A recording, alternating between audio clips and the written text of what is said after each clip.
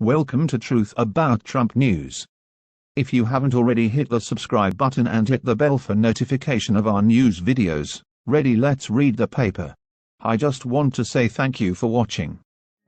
Former Trump Organization Chief Financial Officer Allen Weisselberg, who admitted to testifying falsely in Donald Trump's civil fraud case, was sentenced Wednesday to 5 months in prison for perjury.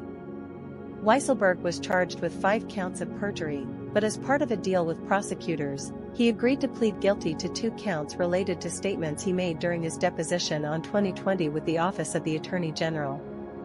Weisselberg also admitted to testifying falsely in his civil fraud trial last fall, but those were not among the charges to which he pleaded guilty. As part of the plea agreement, prosecutors agreed to recommend that Weisselberg serve a 5-month prison sentence.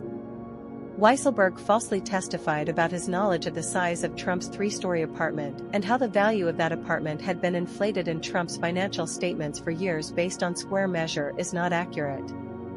Under a recent agreement with prosecutors, Weisselberg pleaded not guilty to perjury in Trump's triple fraud civil trial, and the parties agreed that he would not be convicted for that conduct. This could be considered a violation of his parole related to his 2022 guilty plea. After the sentence was announced Wednesday, Weisselberg was handcuffed and escorted out of the courtroom.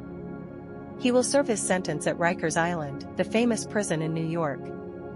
This is the second guilty plea for Weisselberg, who in 2022 pleaded guilty to 15 counts of tax fraud and testified at the trial of 2 Trump org entities.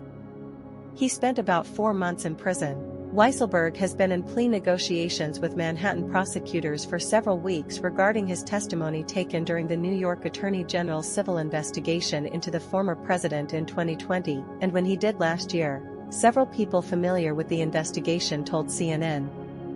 As part of the plea negotiations, Weisselberg is not expected to plead against Trump and will not testify against him in the secret criminal case in New York, sources said.